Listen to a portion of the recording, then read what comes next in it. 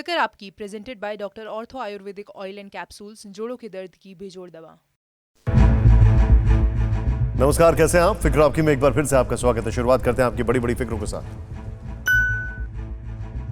चीन खुद को दुनिया का डेप्टी सुपर पावर मानता है, लेकिन आज आपको बताएंगे कि चीन के राष्ट्रपति शी जिनपिंग ने कैसे अपनी नाक कटा ली है। जिस प्रोमो वीडियो में चीन ने अपनी सेना का शौर्य दिखाया, उसमें भारत का स्वदेशी फाइटर तेजस दिखाई दे रहा है। लीजिए साहब, प्रोडक्शन अच्छा नहीं हुआ। हमारा दूसरा पड़ोसी देश पाकिस्तान इस वक्त ड्रोन से डराने की कोशिश में जुटा हुआ है, जबकि खुद राफेल की शक्ति से कांप रहा है। आज हम ड्रोन की पूरी पड़ताल दिखाएंगे और काली रात में साजिश के ड्रोन की तलाश पर भी आपको ले चलेंगे। आज हम कोरोना से पैदा हुए हालात की एक बड़ी फिक्र भी दिखाएंगे। सुप्रीम कोर्ट ने केंद्र सरकार को कोरोना से मरने वालों के परिवार वालों को मुआवजा देने को कहा है। इसका हम विस्तार से विश्लेषण करेंगे, बहुत बड़ी बात है यह। और फिर बात करेंगे किसान सम्मान निधि में हुई बंदरबाट की। केंद्र ने किसानों को उनका जीवन स्तर सुधारने के लिए 6,000 रुपए सालाना आर्थिक मदद देना शुरू किया, और ये मदद ऐसे लोगों के खाते में पहुंच गई जो हकदार नहीं थे। ये पूरा मामला क्या है, ये भी जानेंगे।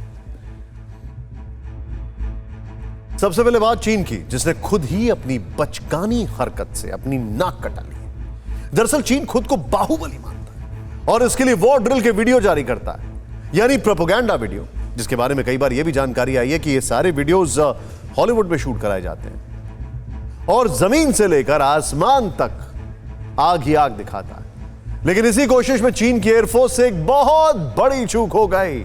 फाइटर जेट्स का दम दिखाने के लिए जिनपिंग के जनरलों ने एक वीडियो बनवाया, लेकिन उसमें हिंदुस्तान के आसमानी योद्धा तेजस की तस्वीर लगा दी। और इस चोरी के बाद सीना जोरी यह कि तेजस को अपना फाइटर जेट J-10 बताया जा रहा है।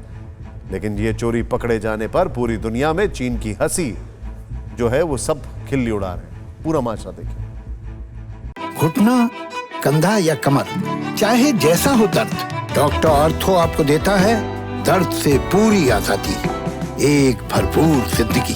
ये कोई टेम्परेरी पेन किलर नहीं, आयुर्वेदिक औषधि है। चीन की एयरफोर्स के इन वीडियोस को देखकर लगता है जैसे चीन चाहे तो पल भर में दुनिया में कहीं भी और कभी भी अग्निवर्षा कर सकता है। ऐसे वीडियो के बल पर चीन दिखाता है कि उसके पास आसमान में सुराख करने की ताकत है। लेकिन चाइनीज़ मीडिया में टेलीकास्ट हुए चाइनीज़ एयरफोर्स की एक रिपोर्ट ने ड्रैगन के हवाई शक्ति के दावों की हवा निकाल दी है। कैसे, ये भी देखिए।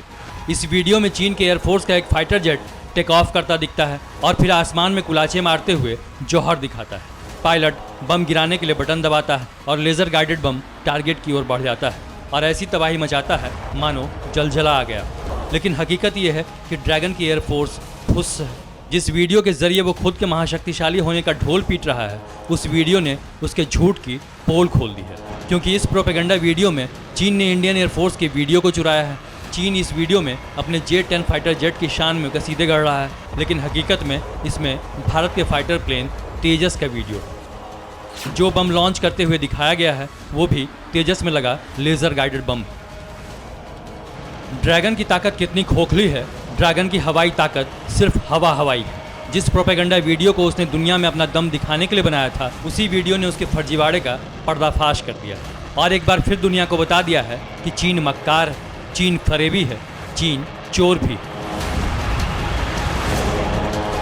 इस वक्त टीवी स्क्रीन पर आपको बाईं ओर इंडियन एयरफोर्स का असल वीडियो और दाईं ओर चीन का प्रोपेगेंडा वीडियो दिख रहा होगा।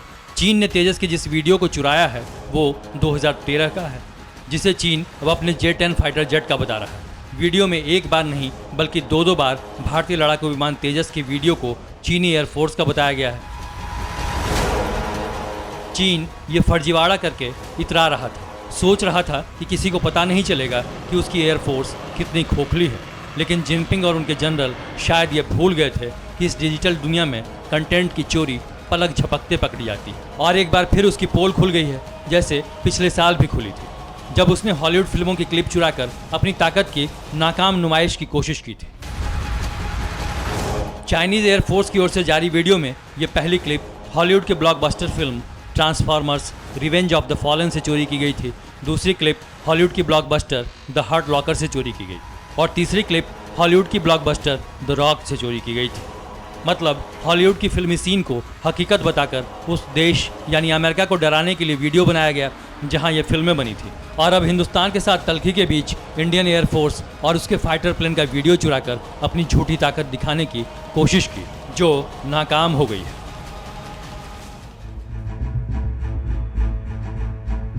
देखिए, पुरानी कहावत है, कागज के शेर कहते हैं, लेकिन चीनी सोल्जर और चीनी फौज जो है वो वीडियो की शेर है, और उसमें भी चोरी कर ली। अपनी पीठ थपथपाने के चक्कर में चीन के जनरलों ने अपनी ही पीठ पर कोड़े बरसा लिए। पीएलए के जनरलों ने प्रोमो वीडियो में भारत के जिस फाइटर जेट का क्लिप्स घुसाया है वो तेजस अचूक वार करने में माहिर, और ये एक ऐसा फाइटर है जो आत्मनिर्भर भारत का प्रतीक भी है। लेकिन चीन की परेशानी सिर्फ इतनी नहीं है। एक और प्रोपोगेंडा वीडियो की सच्चाई सामने आने से खुद को महाशक्तिशाली बताने की चीन की कोशिश नाकाम हो गई। तो दूसरी ओर एलएसी पर हिंदुस्तान की बढ़ती ताकत और तैयारियों से रेड आर्मी की साजिशें नाकाम हो रही हैं। एलएसी पर भारतीय सेना की अब तक की सबसे बड़ी तैनाती से बॉर्डर से लेकर बीजिंग तक जिनपिंग और उनके जनरल बौखलाए हुए हैं। हिंदुस्तान के जाबाज जिनके कदमों के आहट से दुश्मनों के दिल दहल जाते हैं, हिंदुस्तान के वायुवीर जिनकी परवाजों की गड़गड़ाहट से दुश्मन में खौफ पसर जाता है। हिंदुस्तान के इन शूरवीरों के आगे एलएसी पर जिनपिंग की फौज की सारी हेकड़ी धरी की धरी रह गई। गलवान में विश्वासघात के बाद भारत ने एलएसी पर ऐसी किलेबंदी कर ली जिसे भेद पाना अब रेड आर्मी के बुज़दिल रंगरूटों के बस की बात नहीं। इस वजह से अब चीन को मिर्ची लगने लगी, और उसकी ये बौखलाहट चीनी सरकार के भोपू मीडिया ग्लोबल टाइम्स में छपी गिदड़ भपकियों से साफ साफ दिखती है। ग्लोबल टाइम्स ने लिखा है कि अगर भारत पश्चिमी देशों के इशारे पर चीन से बेवजह स्पर्धा करता है तो वो तबाह हो जाएगा। भारत को चीन के साथ सैन्य संघर्ष करने से कोई फायदा नहीं होने वाला है, क्योंकि पीपल्स लिबरेशन आर्मी के खिलाफ भारतीय सेना कमजोर है। दरअसल हिंदुस्तान के जाबाजों ने एलएसी पर चीन के वॉर वाले वायरस से निपटने की पूरी तैयारी कर ली, क्योंकि न्यूज एजेंसी ब्लूमबर्ग ने सूत्रों के हवाले से दावा किया है कि भारत ने चीन से सटे 3 अलग अलग सरहदी इलाकों में 50,000 और सैनिकों को भेजा है। इसके अलावा एलएसी पर फाइटर जेट्स की संख्या में भी इजाफा किया है। इस डेवलपमेंट के बाद चीन से लगी सीमा पर हिंदुस्तान के 2 लाख जवान तैनात हो चुके हैं, जो पिछले साल एलएसी पर तैनात जवानों की संख्या से 40% ज्यादा है। इस तैनाती की जरूरत क्यों पड़ी, अभी ये समझिए। दरअसल गलवान के बाद जिस तरह हिंदुस्तान ने जंगी तैयारियां की, उससे चीन बैकफुट पर तो जरूर आ गया है, लेकिन उसकी विस्तारवाद वाली नीयत नहीं बदली है। ऐसे में भारत को अपनी रणनीति बदलनी पड़ी, जिसे ऑफेंसिव डिफेंसिव के रूप में भी जाना जाता है। नई तैनाती से भारतीय कमांडरों को जरूरत पड़ने पर चीन पर हमला करने और उसके क्षेत्र पर कब्जा करने की क्षमता हासिल हो गई है। हमको किसी ने आंख दिखाने की कोशिश की है तो उसका मुंह तोड़ जवाब देने की कुवत भी हमने अपनी दिखाई है। यह भारत के अंदर वह कुवत है। हम किसी को आंख दिखाते नहीं, लेकिन किसी का आंख दिखाना भी हमें किसी भी सूरत में मंजूर नहीं। मतलब ये कि अब अगर चीन ने एलएसी पर जरा सी भी जरूरत की तो उसकी रेड आर्मी के जवानों की कब्र खोदने में वक्त नहीं लगेगा, बिल्कुल नहीं लगेगा। अब एलएसी से एलओसी की फिक्र की ओर बढ़ते हैं। फिक्र पाकिस्तान से सटे बॉर्डर की, जहां छोटे छोटे ड्रोन आतंक के नए और लो कॉस्ट हथियार बनते जा रहे हैं, और ये देश और देश की सुरक्षा के लिए बहुत बड़ी फिक्र की बात है, क्योंकि पाकिस्तान से सटे भारत के इलाकों में लगातार 4 रात ड्रोन एक्टिविटी दिखी है। TV9 भारतवर्ष ने इसकी पड़ताल की, जो हम आपको आगे भी दिखाएंगे। पहले यह जान लीजिए कि हमारी सुरक्षा एजेंसियों ने ड्रोन अटैक से निपटने की क्या तैयारियां की हैं। एनएसजी ने जम्मू एयरफोर्स स्टेशन पर एंटी ड्रोन सिस्टम लगवा दिए। 1 नंबर 2, जम्मू एयरबेस में एंटी ड्रोन गन भी तैनात कर दी गई है। ड्रोन के डिटेक्शन के लिए इजराइल और यूरोप से खरीदे गए डिफेंस इक्विपमेंट लगा दिए गए हैं। इसके अलावा पूरे इलाके में जैमर भी लगा दिए गए हैं, ताकि ड्रोन अगर यहां तक आता है तो उसका कनेक्शन टूट जाए। सूत्रों के मुताबिक एयरफोर्स स्टेशन पर न सिर्फ ऑफेंसिव बल्कि डिफेंसिव सिस्टम भी तैनात किए गए हैं। पाकिस्तान के किसी भी संभावित ड्रोन हमले से निपटने के लिए हथियारों की तैनाती बढ़ा दी गई है। इन सब के अलावा रेडियो फ्रीक्वेंसी डिटेक्टर और सॉफ्ट जैमर भी लगाए गए हैं। सूत्रों का कहना है कि जम्मू एयरफोर्स स्टेशन पर पाकिस्तान के आतंकियों ने जिन ड्रोन का इस्तेमाल किया, उनके मिलिट्री ग्रेड ड्रोन होने की संभावना है, और वो चीन से खरीदे गए थे। सूत्र बताते हैं कि उनमें नाइट विजन कैमरे लगे थे। हालांकि जांच एजेंसियां इस मामले को पाकिस्तान और लोकल दोनों ही एंगल से जांच परख रही हैं। ड्रोन गतिविधियों पर लगाम लगाने के लिए जम्मू और कश्मीर के रजौरी में ड्रोन के भंडारण बिक्री पर रोक लगा दी गई है। यहां ड्रोन के उपयोग और ट्रांसपोर्टेशन पर भी प्रतिबंध लगा दिए गए हैं। इस बीच भारत सरकार ने ध्यान दीजिएगा, काउंटर ड्रोन पॉलिसी बनाने पर भी काम शुरू कर दिया है। पीएम की हाई लेवल मीटिंग में पूरे जम्मू और पंजाब इलाके में काउंटर ड्रोन सिस्टम की स्थायी तैनाती की जरूरत पर बात हुई, क्योंकि बॉर्डर पर लगातार ड्रोन की नाइट एक्टिविटी बढ़ती जा रही है। बीती रात टीवी9 भारतवर्ष ने भी एलओसी से लेकर इंटरनेशनल बॉर्डर तक इसकी पड़ताल की। ग्राउंड जीरो से यह रिपोर्ट देखें। तारीख 29 जून 2021, जगह मिलिट्री बेस जम्मू। देखिए, भारत पाकिस्तान इंटरनेशनल बॉर्डर के करीब पहली बार संदिग्ध ड्रोन की तस्वीर कैमरे में कैद हुई। लगातार 4 रात में चौथी ड्रोन एक्टिविटी पकड़ में आई। जम्मू के कालूचक में सुबह 4:40 पर ड्रोन नजर आया और ठीक 20 मिनट बाद कुंजवनी में उड़ता दिखा। हालांकि ये पता नहीं चल पाया कि दोनों जगह एक ही ड्रोन दिखा या दोनों अलग अलग ड्रोन थे। जरा गौर कीजिए, कल हमने आपको बताया कि देश के दुश्मन 4 पंख वाले ड्रोन यानी क्वाडकॉप्टर इस्तेमाल कर रहे हैं। प्रमाण भी ठीक वैसे ही हाथ लगे हैं, लेकिन ये तस्वीर तब कैमरे में कैद हुई जब सरहद पर ड्रोन की तलाश करता टीवी9 भारतवर्ष का कैमरा ऑफ हो। दरअसल टीवी9 भारतवर्ष ने सरहद से सटे इलाकों में ड्रोन की बड़ी पड़ताल की। घाटी की घुप अंधेरी रात में हमारे 2 संवाददाता इंटरनेशनल बॉर्डर से लेकर एलओसी तक जमीन से आसमान तक नजरें गड़ाए रहे। जम्मू लोकेशन पर हमारे रिपोर्टर अंकित भट्ट कैमरामैन अनुदीप के साथ सबसे पहले जम्मू के टेक्निकल एयरपोर्ट पहुंचे। रात करीब 1 बजे कैमरा ऑन हुआ। मकसद था कि अगर कोई ड्रोन दिखे तो उस कैमरे में कैद कर सके। 26 और 27 तारीख की दरमियानी रात को भारतीय वायुसेना के जम्मू स्टेशन पर ड्रोन के जरिए 2 ब्लास्ट किए गए। ये ब्लास्ट महज 6 मिनट के अंदर एक के बाद एक हुए, जिसमें भारतीय वायुसेना के 2 जवान माइनर इंजर्ड हुए। लेकिन अब सवाल यही कि पाकिस्तान की ये ड्रोन वाली साजिश से अब सुरक्षा एजेंसियां कैसे निपटेंगी। इस लोकेशन के बाद हमारी असल पड़ताल शुरू हुई। रात करीब 1:30 बजे हमारी टीम कालूचक इलाके में पहुंची, जहां 27 जून की रात पहली बार सैन्य अड्डे के ऊपर ड्रोन देखा गया था। तकरीबन 1:30 बजे का समय है। मैं इस समय मौजूद हूँ रत्नूचक कालूचक इलाके में। ये जानने की कोशिश कर रहा हूँ कि क्या यहाँ के आसमान में आज भी हमें ड्रोन दिखेगा या फिर नहीं। कालूचक के इस इलाके में नदी नाले भी हैं और घने जंगल भी। इन सब के बीच जोखिम भरे लोकेशन में हमारी टीम करीब आधे घंटे तक ड्रोन की तलाश करती रही, लेकिन कालूचक के आसमान में ड्रोन नहीं दिखा। घुटना, कंधा या कमर, चाहे जैसा हो दर्द, डॉक्टर ऑर्थो आपको देता है दर्द से पूरी आजादी, एक भरपूर जिंदगी। ये कोई टेम्परेरी पेन किलर नहीं, आयुर्वेदिक औषधि है।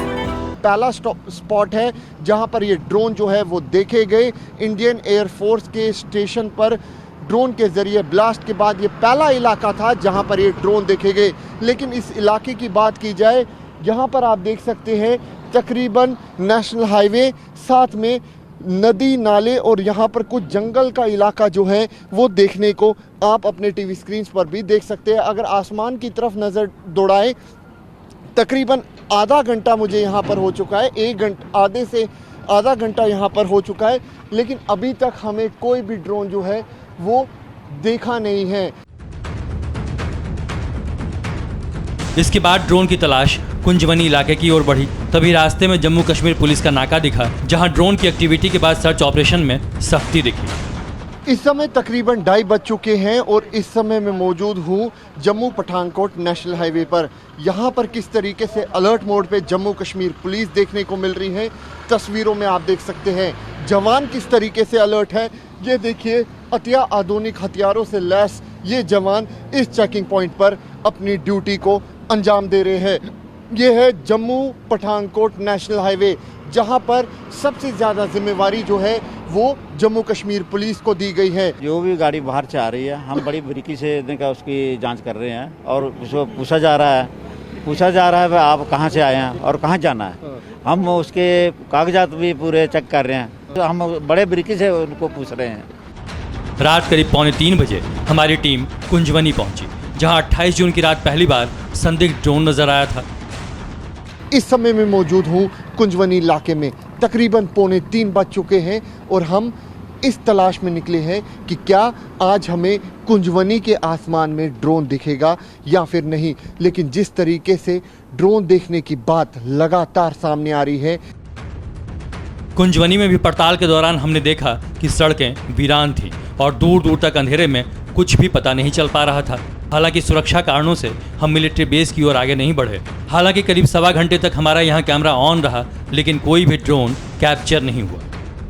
तकरीबन सुबह के 4 बज चुके हैं। इस समय मैं मौजूद हूँ कुंजवनी इलाके में। हम पड़ताल कर रहे थे कि हमें कुछ ऐसी चमकती हुई चीज़ आसमान में दिखे या फिर कुछ ऐसी चीज़ जिसे ड्रोन कहा जा रहा है या फिर यूएवी, जो इस इलाके में भी 28 और 29 की दरमियानी रात को दिखी थी।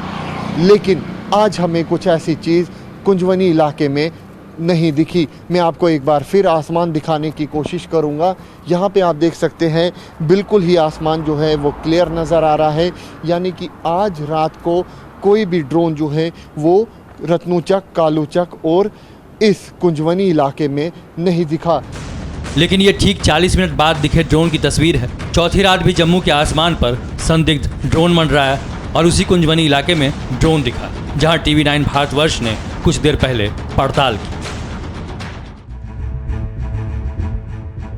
देखिए, ड्रोन उड़ाना इंफॉर्मेशन लेने का भी काम हो सकता है और एक डिस्ट्रैक्टिव स्ट्रैटेजी भी हो सकती है, लेकिन रात में ड्रोन उड़ाना सीधे तौर पर डिस्ट्रैक्शन से ज्यादा इंफॉर्मेशन लेने की एक कोशिश हो सकती है, ऐसी जानकारों की राय है। जम्मू में वायुसेना के एयरबेस पर हुए ड्रोन हमले के बाद रक्षा प्रतिष्ठानों की सुरक्षा पर सवाल उठने लगे। सवाल ये भी उठ रहे हैं कि क्या भारत के पास ऐसा कोई एंटी ड्रोन सिस्टम है जो इन हमलों को नाकाम कर सके। इसके बाद DRDO यानी रक्षा विकास एवं अनुसंधान संगठन ने एंटी ड्रोन सिस्टम के बारे में चर्चा तेज हो गई है। बताया जा रहा है कि DRDO का ये एंटी ड्रोन सिस्टम छोटे ड्रोन का पता लगाकर उनके हमलों को निष्क्रिय कर सकता है। और गौर करने वाली बात यह है कि भारत इलेक्ट्रिक्स जो है, DRDO ने उसको इसका जिम्मा सौंपा है, ऐसी कुछ जानकारों की राय है। सबसे पहले ये देखिए कि हमारी सेना के पास ड्रोन के जरिए तबाही करने की ताकत कितनी फुल प्रूफ। इसी साल रिपब्लिक डे परेड में भारतीय सेना ने इसकी नुमाइश की थी। अब DRDO की ओर से विकसित इस एंटी ड्रोन सिस्टम के बारे में जान लीजिए। इसकी तैनाती 2020 के स्वतंत्रता दिवस के मौके पर VVIP लोगों को सुरक्षा देने के लिए हुई थी।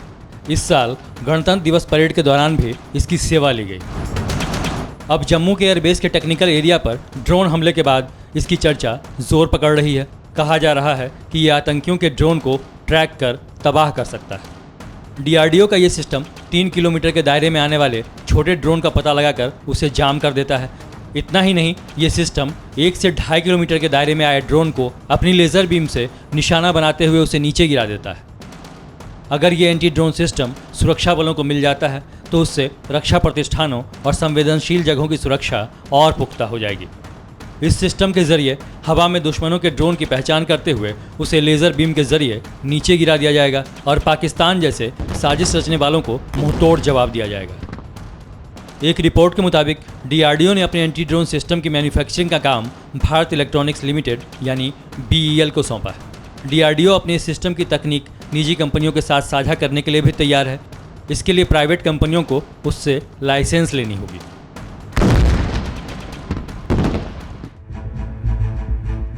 तो आपने देखा होगा कि आतंकी ड्रोन के खिलाफ भारत की तैयारी मजबूत होती जा रही है, लेकिन पाकिस्तान में इन दिनों इसी का डर दिख रहा है। जम्मू में ड्रोन अटैक के बाद वहां टेररिस्तान में राफेल का भीषण खौफ पसरा हुआ है। कोरोना महामारी के मुआवजे को लेकर आज सुप्रीम कोर्ट ने बड़ा फैसला सुनाया। देश की सबसे बड़ी अदालत ने कहा कि जो लोग कोरोना की वजह से जिनके घर में मृत्यु हुई है, उनके परिवार वालों को केंद्र सरकार को मुआवजा देना होगा। मुआवजे की राशि कितनी होगी, ये केंद्र सरकार खुद तय करेगी। केंद्र सरकार ने कुछ दिनों पहले कोर्ट में कहा था कि सबको 4-4 लाख रुपए का मुआवजा देना संभव नहीं है। आज हम इन 5 तस्वीरों के जरिए आपको दिखाएंगे कि कोरोना वायरस ने जिन लोगों को अपना शिकार बनाया, उनके परिवार के लिए जीवन को आगे बढ़ाना कितना बड़ा संकट बन गया है। यूपी और मध्य प्रदेश के इन 4 घरों की तस्वीर तो सिर्फ 4 उदाहरण भर हैं। मध्य प्रदेश के शिवपुरी में मां की मौत के बाद ये 3 बच्चे अनाथ हो गए। पिता की पहले ही मौत हो चुकी थी। अब बच्चे अपने बुजुर्ग रिश्तेदार के सहारे हैं, लेकिन उनकी आर्थिक स्थिति भी अच्छी नहीं है। जिला प्रशासन ने 2 बार 2-2 हज़ार रुपए दिए, लेकिन अभी तो इन बच्चों का पूरा भविष्य खड़ा है। कोई भी मदद नहीं मिली? बस वो उसी दिन दे गए थे, बस एक ही बार दे गए, बस फिर नहीं आए। उसके बाद नहीं आए। बरेली के राकेश वर्मा और उनकी पत्नी सीमा वर्मा को कोरोना ने 4 घंटे के अंतराल पर अपना शिकार बना लिया। अब इस घर में सिर्फ 2 सदस्य रह गए हैं, संजू और उनके भाई रोहन। माता पिता के जाने के बाद भाई बहन के सामने बड़ा सवाल ये है कि अब घर कैसे चलेगा। कोविड की वजह से मम्मी पापा की सेम डे ही डेथ हो गई, हम लोग अकेले रह गए, सिर्फ मैं और भैया ही हैं घर में। बहुत सारी प्रॉब्लम फेस करनी पड़ी है। घर में जो सेविंग थी बस उन्हीं सेविंग से अभी घर चल रहा है। इसी तरह यूपी के इटावा में 35 वर्ष के अरुण शर्मा की कोरोना से मौत के बाद 2 छोटे बच्चों ऋषि और अंजलि के भरण पोषण की दिक्कत सामने आ गई है। घर में अरुण की पत्नी और मां हैं, लेकिन आय का कोई साधन नहीं बचा है। पड़ोसियों ने कुछ दिनों तक मदद की, लेकिन उसकी भी एक सीमा है। सरकार ने भी कोई सहायता नहीं की है। उसके पैसों की दिक्कत है, कोई मतलब कमाने वाला नहीं है सर, दवा कोई पैसे नहीं, कुछ नहीं है घर पर। रिश्तेदार है हमारे, यही सब लोग देख रहे हैं। ऋषि शर्मा किस क्लास में पढ़ते हैं? अभी तो 5th में आ जाऊंगा। किस स्कूल में पढ़ते हैं? अभी DPS में पढ़ता था, अब न्यू स्कूल में एडमिशन होगा। क्या बनना चाहते थे? क्या बनना चाहते? अभी तो डॉक्टर बनना चाहता हूँ। 3rd में आ जाऊंगी। क्या नाम है आपका? अंजलि शर्मा। क्या बनना पड़ेगा? टीचर। अब मध्य प्रदेश के बालाघाट की ये तस्वीर देखिए। कोरोना की वजह से इस परिवार में 15 दिनों के अंदर 5 लोगों की जान चली गई। 2 भाइयों का परिवार एक साथ रहता था। अप्रैल के आखिरी हफ्ते और मई के पहले हफ्ते के बीच एक एक करके दोनों भाइयों और उनकी पत्नियों की मौत हो गई। अब घर में 5 बच्चे रह गए हैं और एक महिला। दिक्कत यह है कि आजीविका का कोई साधन नहीं बचा है। परेशानी ये भी है कि इस परिवार में जिन लोगों की मौत हुई उन्हें कोरोना का संदिग्ध मरीज माना गया, यानी अभी तक मदद की प्रक्रिया शुरू नहीं हो सकी है। इसी तरह चित्रकूट के सतानंद पांडे की 25 अप्रैल को मौत हो गई। सतानंद के बुजुर्ग माँ बाप, पत्नी, 2 बेटियों और 1 बेटे के लिए अब जिंदगी की गाड़ी को आगे बढ़ाना बड़ा सवाल है। कैसे जीवन यापन और आप कितने बच्चे हैं आपके? 3 बच्चे हैं, 2 लड़कियां 1 लड़का। तो अब कैसे जीवन यापन हो रहा है आपका? बस किसी तरह थोड़े बहुत चल रहा है। सरकार की तरफ से कोई मदद मिल रही है आपको? जाहिर है इन परिवारों को बहुत बड़ी मदद की दरकार है, लेकिन अभी भी ये तय नहीं है कि सरकार इन्हें किस तरह की मदद करने जा रही है और वो इनके लिए कितनी मददगार साबित हो। सबसे पहले आपको बताते हैं कि सुप्रीम कोर्ट ने अपने फैसले में क्या बड़ी बातें कही हैं। पहली बात, NDMA यानी नेशनल डिजास्टर मैनेजमेंट अथॉरिटी 6 हफ्ते के भीतर पीड़ित परिवारों को भुगतान की जाने वाली राशि का निर्धारण करे। दूसरी बात, किसी विशेष राशि का भुगतान करने के लिए सरकार को निर्देशित करना उचित नहीं है। तीसरी बात, DMA की धारा 12 के तहत दिशा निर्देशों का पालन न करके NDMA अपने कर्तव्य निभाने में नाकाम रहा है। याचिकाकर्ता ने मांग की थी कि कोरोना के संक्रमण और संक्रमण के बाद की बीमारी से जान गंवाने वाले परिवारों को 4 लाख रुपया मुआवजा दिया जाए। घुटना, कंधा या कमर, चाहे जैसा हो दर्द, डॉक्टर ऑर्थो आपको देता है दर्द से पूरी आजादी, एक भरपूर जिंदगी। ये कोई टेम्परेरी पेन किलर नहीं, आयुर्वेदिक औषधि है। हमारी ये दलील थी कि सरकार का इस तरीके से एक्स ग्रेशिया कंपनसेशन को मना करना टोटली इलीगल है, कानून के अंतर्गत नहीं है, तर्कसंगत नहीं है और ये सरकार की मॉरल ड्यूटी और लीगल ड्यूटी है। इसी चीज को हमने हाईलाइट करा था, जिस पर क्या सरकार आज माननीय उच्चतम न्यायालय ने एक अपना निर्णय दिया है और सरकार को कहा है कि 6 वीक के अंदर अंदर अपना एक पॉलिसी लाई जाए और एक्स ग्रेशिया कंपनसेशन दिया जाए। अमाउंट के सिलसिले में कोर्ट ने ये डायरेक्ट करा है सरकार को कि जो भी अमाउंट होना है वो आप अपने तौर पर अपने सारे फंड्स को ध्यान में रखते हुए करें, मगर वो एकदम रीजनेबल अमाउंट होना चाहिए। कोविड-19 से होने वाली हर एक मौत पर 4 लाख का मुआवजा देने से इनकार करते हुए केंद्र सरकार ने सुप्रीम कोर्ट में साफ किया था कि हर एक मौत पर मुआवजा नहीं दिया जा सकता। भले ही ये मसला पैसे का नहीं है, पैसा मुद्दा नहीं है, लेकिन हर एक मौत पर मुआवजा इसलिए नहीं दिया जा सकता क्योंकि ये संसाधनों का दुरुपयोग होगा और विवेकपूर्ण नहीं होगा। ये कहते हुए केंद्र सरकार ने सुप्रीम कोर्ट में साफ कर दिया था कि वो इस मामले में मुआवजा नहीं देने वाली। केंद्र ने 11 जून को सुप्रीम कोर्ट को बताया था कि कोविड से मौत पर 4 लाख रुपए के मुआवजे की मांग वाजिब है और सरकार इस पर विचार कर रही है। अगर इसी आधार पर हिसाब लगाया जाए तो देश में कोरोना से अभी तक करीब 4 लाख लोगों की मौत हो चुकी है। मान लिया जाए कि सरकार पीड़ित परिवारों को 4-4 लाख रुपए का मुआवजा देती है तो कुल मिलाकर यह मदद राशि 16,000 करोड़ रुपए हो जाएगी।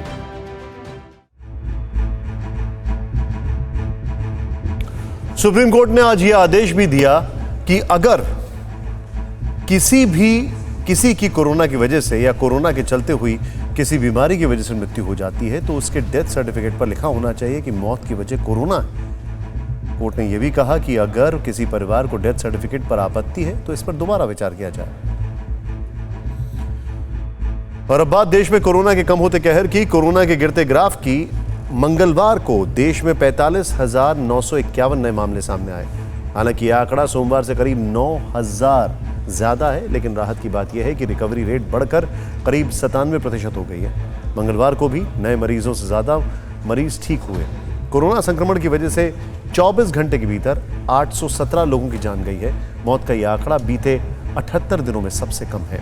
इसके अलावा सबसे बड़ी राहत की बात यह है कि पॉजिटिविटी रेट बीते 23 दिनों से लगातार 5% से कम में बना हुआ है। लेकिन राहत भरे आंकड़ों के बीच कोरोना से जुड़ी एक और फिक्र सामने आई है। कोरोना संक्रमण के इलाज के बाद मरीजों में एक नए तरीके की दिक्कतें सामने आ रही हैं। ध्यान से देखेंगे रिपोर्ट।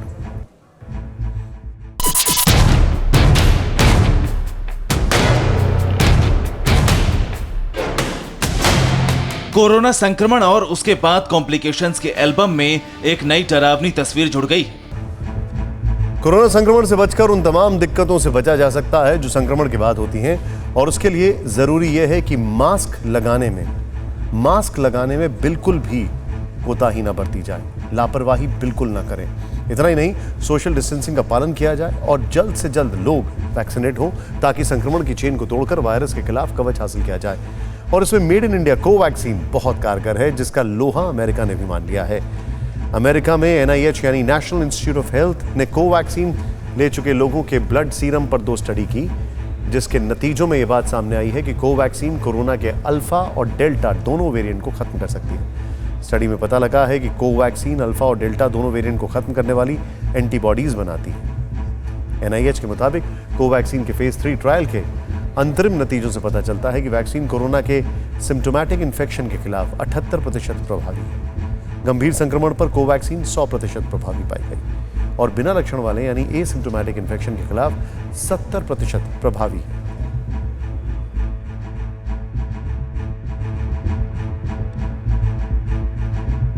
और अब बात देश के उन किसानों की जो छिपे हुए हैं, जो आपको अपना खेत कभी नहीं दिखाएंगे, जो आपको ये नहीं बताएंगे कि उनके खेत में कौन सी फसल उगाई जाती है, वो ये भी नहीं बताएंगे कि उनकी फसल किस मंडी में बेची जाती है, और ये भी नहीं बताएंगे कि उनकी फसल किस रेट पर बेची जाती है। कुल मिलाकर उनके पास किसान होने के कोई सबूत ही नहीं है, लेकिन वो सरकारी फाइलों में किसान बने हुए हैं और इसका नाजायज फायदा भी उठा रहे हैं। यकीन ना है तो ये रिपोर्ट देखें। आजादी के बाद किसानों से जुड़ी ये सबसे बड़ी योजना आज उत्तर प्रदेश की पवित्र धरती से मेरे देश के करोड़ों करोड़ों किसान भाइयों बहनों के आशीर्वाद से आरंभ हो रही है। जिस उत्तर प्रदेश में 2 साल पहले प्रधानमंत्री ने किसान सम्मान निधि योजना की शुरुआत की, वहीं से खबर है कि कुछ लोग नकली किसान बनकर किसान सम्मान निधि के फर्जी लाभार्थी बन गए हैं। हमारे देश में किसानों को इनकम टैक्स नहीं देना पड़ता। इसका एक मतलब ये भी हुआ कि जो लोग इनकम टैक्स देते हैं वो किसान नहीं माने जाएंगे और किसानों को मिलने वाली किसी भी योजना का लाभ भी नहीं उठा सकेंगे। लेकिन उत्तर प्रदेश के बिजनौर में ऐसे 5,711 लोगों की पहचान की गई है जो इनकम टैक्स देते हैं, और मजे की बात यह है कि इन्होंने किसान सम्मान योजना का भी लाभ उठाया। यानी शक इस बात का है कि किसान नहीं होने के बावजूद इनके खाते में किसान योजना के तहत पैसे ट्रांसफर हुए हैं। अब प्रशासन इस मामले की पड़ताल कर रहा है। किसान योजना के अंतर्गत 3,66,240 किसान वर्तमान में लाभार्थी हैं। इनमें से 5,711 ऐसे लाभार्थी चिन्हित हुए हैं शासन द्वारा कि जो आयकर दाता है।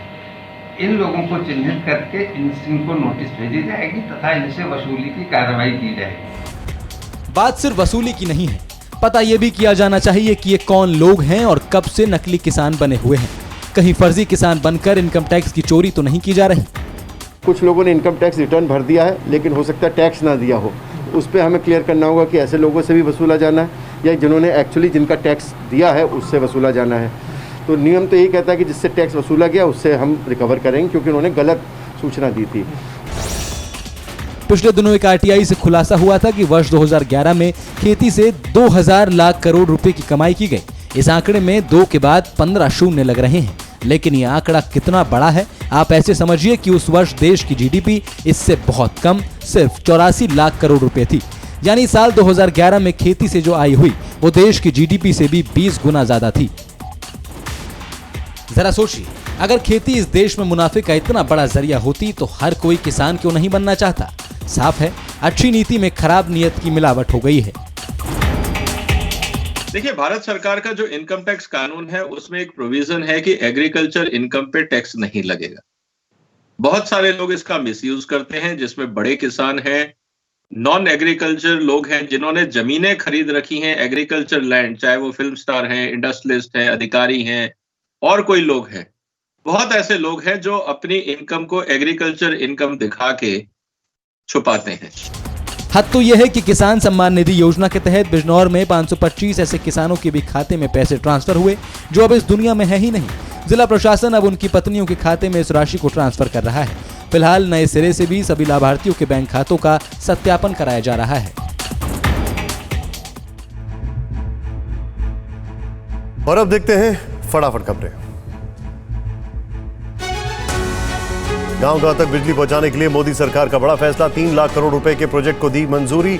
डिस्कॉम को इंफ्रास्ट्रक्चर पर खर्च होगी रकम। राज्य सरकारें पहले ही दे चुकी हैं पावर रिफॉर्म के लिए 4 साल के एडिशनल बोरोइंग को मंजूरी।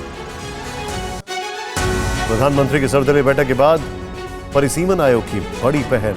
जम्मू कश्मीर में परिसीमन के लिए 6 जुलाई को आयोग ने बुलाई सर्वदलीय बैठक। राष्ट्रीय और क्षेत्रीय दलों के साथ अलग अलग मिलेगा आयोग।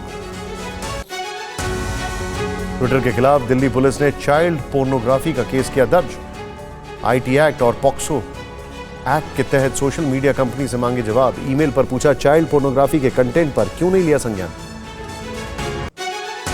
बंगाल विधानसभा में नेता प्रतिपक्ष शुभेंदु अधिकारी ने सीएम ममता बनर्जी पर बिना नाम लिए साधा निशाना। 10 सीटों वाली एयरक्राफ्ट के टेंडर पर उठाए सवाल। कहा खुद को पीएम समझने वाली को पुष्पक विमान की तलाश। सरकारी खर्चे में 2024 की कर रही है तैयारी।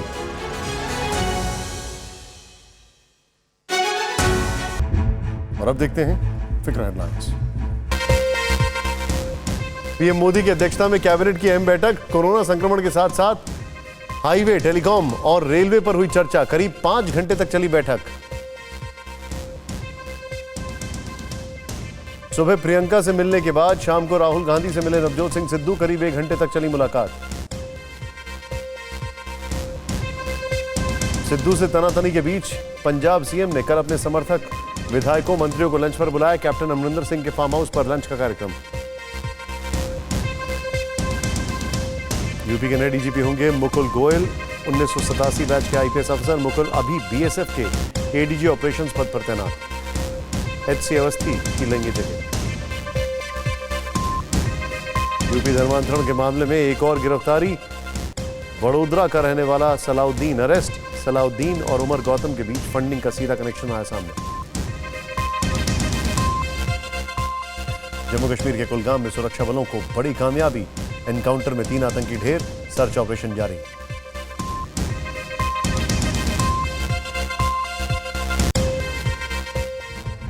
और अब देखते हैं खबरें पॉजिटिव। लगातार तेजी से बढ़ रहे खाने के तेल के भाव में जल्द ही गिरावट की उम्मीद है, क्योंकि सरकार ने क्रूड पाम ऑयल पर लगने वाली इंपोर्ट ड्यूटी को 15 से घटाकर 10% कर दिया है। अन्य पाम ऑयल पर इंपोर्ट ड्यूटी 7.5% घटाई गई है। ये दरें आज से लागू होंगी और 30 सितंबर तक प्रभावी रहेंगी। केंद्रीय कर्मचारियों के लिए बड़ी खुशखबरी आई है। केंद्रीय कर्मचारियों को इसी साल सितंबर महीने में पिछली सारी किस्तों का भुगतान होगा, यानी सितंबर में कर्मचारियों की बढ़ी हुई सैलरी आ सकती है। नेशनल काउंसिल की एक बैठक में फैसला हुआ कि पिछली 3 किस्तों और जुलाई की किस्त को मिलाते हुए पूरा भुगतान सितंबर में होगा।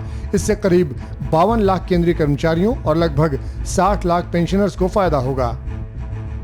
देश की महिलाओं को इनकम टैक्स डिपार्टमेंट से बड़ी राहत मिली है। एक मामले में सुनवाई करते हुए इनकम टैक्स अपीलेट ट्रिब्यूनल की आगरा बेंच ने कहा है कि नोटबंदी के बाद अगर किसी घरेलू महिला ने 2.5 लाख रुपए तक कैश जमा किया है तो उस रकम को इनकम नहीं माना जाएगा, लिहाजा इस रकम को लेकर छानबीन नहीं की जाएगी। इलेक्ट्रिक व्हीकल इंफ्रास्ट्रक्चर को बढ़ावा देने के लिए NHAI आने वाले दिनों में electric vehicle charging station setup करने की योजना बना रहा है। ये योजना देश भर में राष्ट्रीय राजमार्गों के साथ रियल एस्टेट डेवलपमेंट का हिस्सा है। रिपोर्ट के अनुसार हाईवे इंफ्रास्ट्रक्चर डेवलप करने के लिए NHAI ने 22 राज्यों के 650 प्रॉपर्टीज की पहचान की है।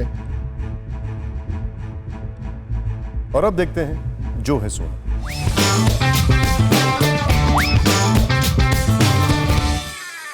ये देश है मारामारी का, बमबाजी, गोलीबारी का। इस देश का यारो क्या कहना, ये चाहे नदियों में खून बहना। एक दोस्त को ये गुनगुनाते हुए सुना तो पूछा, ये क्या कर दिया आपने अच्छे खास गाने का? बोला, देखिए ये वो गाना है जिसके बगैर हमारी बारातें अधूरी रहती हैं।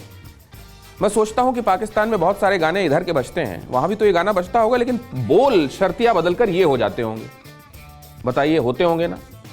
आवाम के पास खाने के लिए पैसे नहीं और मुल्क है कि ड्रोनबाजी पर उतारू है।